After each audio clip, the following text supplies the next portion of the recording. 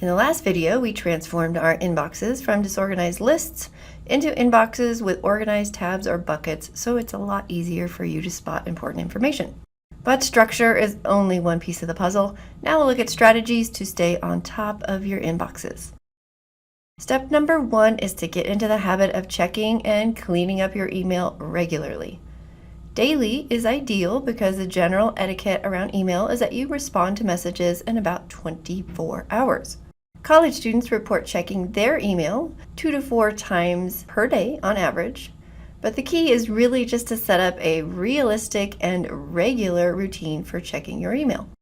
One popular strategy is to check your email daily in the evening or after school as kind of your first step of your homework routine.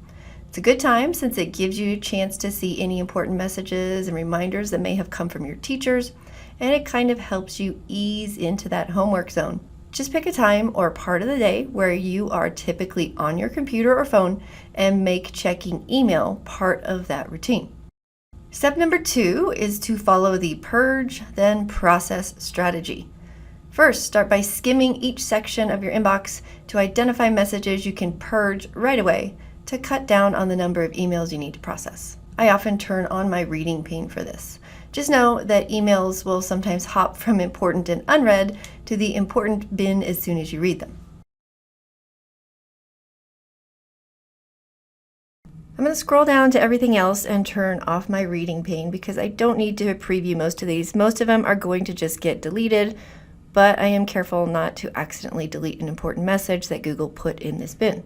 When I have a whole bunch of emails in this section like I do right now, I will use strategies like clicking the first email in this long list of junk emails, then I hold down my shift button and I click the last email in this chain, which will select all of them in that range. Then I can delete them. That's a great strategy for getting rid of emails quickly, but I'm going to have to keep doing this every day for most of these junk messages unless I unsubscribe. You should be a ruthless unsubscriber. So I'm going to temporarily keep a couple of these emails from those places that are repeatedly spamming my inbox and take a second to unsubscribe so I'm not endlessly deleting messages from these senders every single day. Google has an automated unsubscribe option at the top of many emails like this, which is great. You can just click that. If you don't see it, you'll nearly always find unsubscribe links at the bottom of all emails.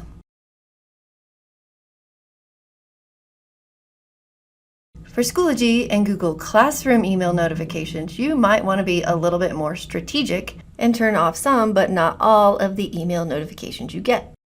To do that, the unsubscribe and manage notification links at the bottom of those emails will actually take you into your settings, where you can turn off the unhelpful reminders and keep the helpful ones. In Classroom and Schoology, you can even tweak the settings to be different by each of your classes if you want. Here's what that process looks like in Schoology. All right, let's pause the video so you can try out the purge step. Do not worry about processing or replying to any emails right now. Just purge your inbox of emails that you can delete right away that you probably never even wanted to receive. So that they don't keep coming back, unsubscribe from senders that are glutting up your inbox. And for extra credit, adjust your Schoology or Google Classroom notifications so they are actually helpful and less obnoxious. Here's what my inbox looks like after I've finished the purge step. I just have a few emails that I will move on to the process step, which involves saving and replying to emails. As long as you're checking your email daily, you can start this process really anywhere.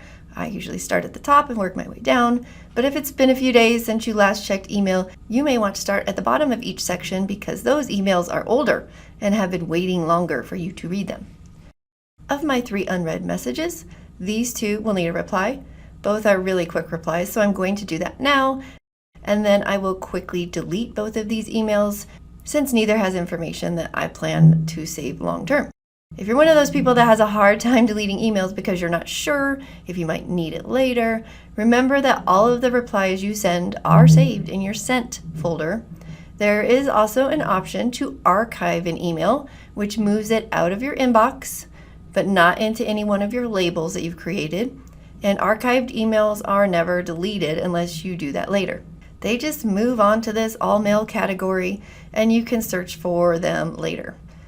I prefer just to delete an email or save it in a label, but if you just can't decide, you do have an archive option for items you're probably never going to need again, but you're just a little worried about the permanence of deleting one. Moving on, let's say this scholarship application is something I have been watching for and is truly important to me. I am going to add a star to it so that I remember to visit with my teacher to get a letter of recommendation and to start my application.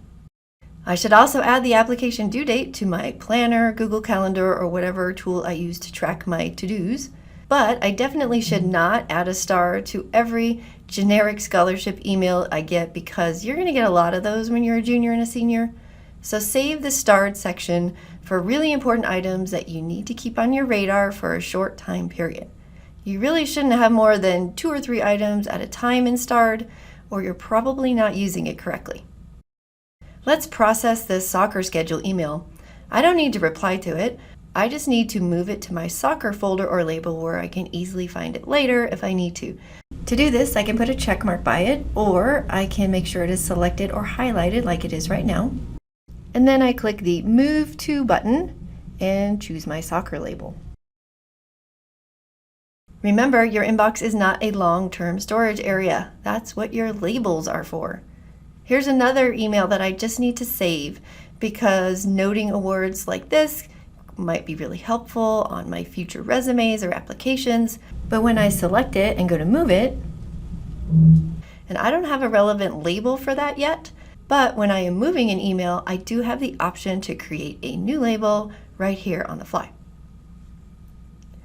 I have just a few emails in this everything else section that I might need to reply to. And so if I was out of time, I can either leave them here or I can select them and then use the options in Google to tell Google to mark them as important so I can find them easier later because this everything else section is the one that fills up the fastest with junk emails. Go ahead and pause the video to start processing your inboxes. You should reply to emails that need a reply, move emails that you want to save into a saved label, and add stars to emails sparingly if it's applicable.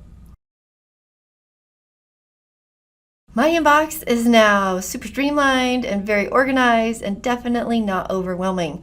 And it'll stay this way as long as I follow these tips of purging and processing email daily, ruthlessly unsubscribing to junk email, and only keeping emails in my inbox that require my attention or action. I will move items that I want to save quickly into my labels instead of storing everything in my inbox.